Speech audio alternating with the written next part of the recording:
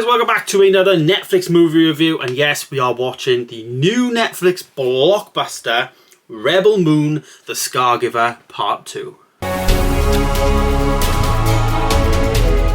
Yes, this is part 2 of obviously a part 1. Part 1, Rebel Moon. That came out in December, so it just sneaked into 2023's like movies. I did watch that and I thought to myself, I'm not revisiting this as a franchise because it came out literally 4 months ago. So that review is up on the channel. It's been up obviously for a couple of months. And this is a franchise that Zack Snyder has been appointed by Netflix, or he pitched this idea to Netflix. Very much creating a universe. You know, he's creating himself a job basically, isn't he? Because of the whole DC stuff, you know. He's like, I need something for the future. He actually did pitch this idea to actual Lucasfilm, to Kathleen Kennedy and everyone, and it was rejected from a Star Wars point of view. So interesting that he reached out there.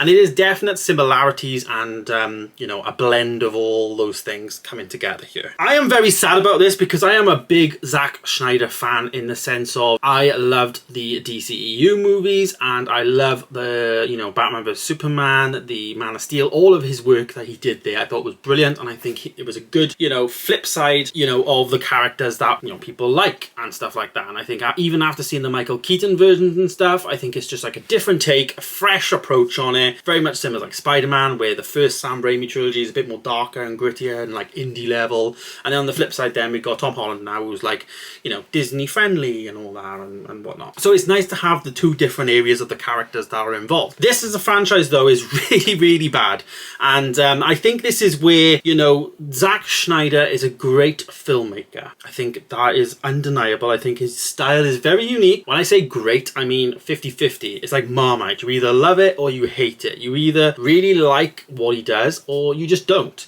And I think the filmmaking style of the whole slow-mo and the, you know, the look, because it has a Zack Snyder look.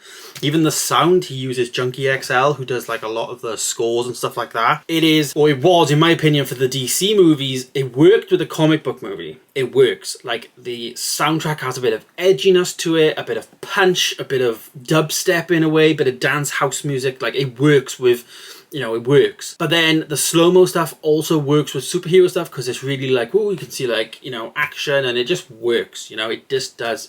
On the flip side, for a film like this, it doesn't. And I think when you add in a cast then that, you know, are not really selling you the film, you get a car crash. Part 2, for me, I thought was worse than part 1. I thought part 1 was good. I think it had some elements in it that really did set up something a bit decent. But the execution towards the end I thought wasn't very great in that movie. But in this film it does start immediately basically after the first one. They did actually film these two films back to back, and I think the films are getting quite a lot of hate based on the fact that the two films had a combined budget of 136 million. Now, for the two films to get that budget is pretty insane, let's be honest.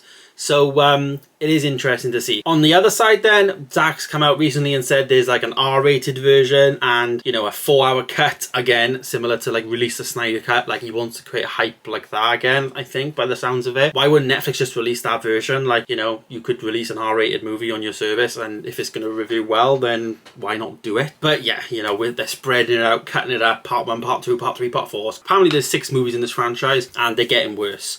So yeah, I gave the score for this film a 1.5 star. The first hour of the film was basically every character was sat around a fire, and I timed this for about 20 minutes.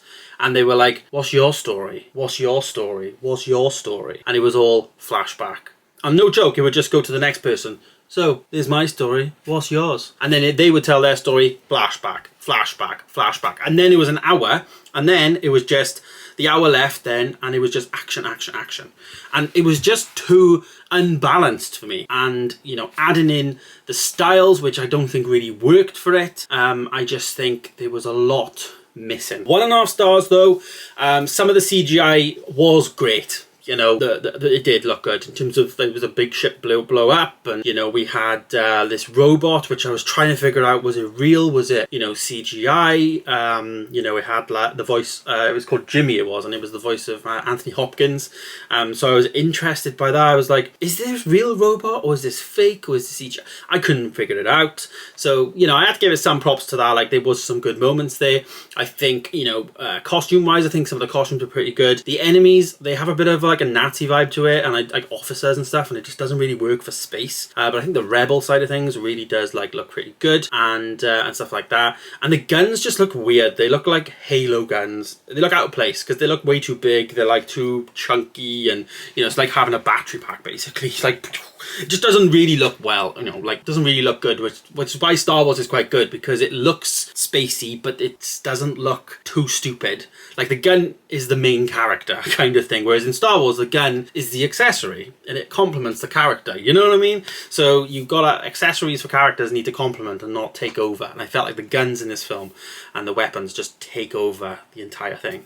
So yeah, disappointing. We're off to a bad start with this franchise. I think it is going to be a different experience if you watch them back to back, and I'm thinking by the end of the year, maybe around Christmas time, I might watch part 1, part 2 back to back and do like a video, you know, reviewing the two together, because I think it might be a different experience. But we'll see what happens with this franchise. It's interesting that Netflix is going down this approach, but we will see. But there it is, guys. There's my review of Rebel Moon, 1.5 stars. Unfortunate. Let me know your thoughts down below on part 2, and if you have missed my review for part 1, of course it is there on the channel. Thanks for watching, guys. Stay tuned for more, and I'll see you in the next one.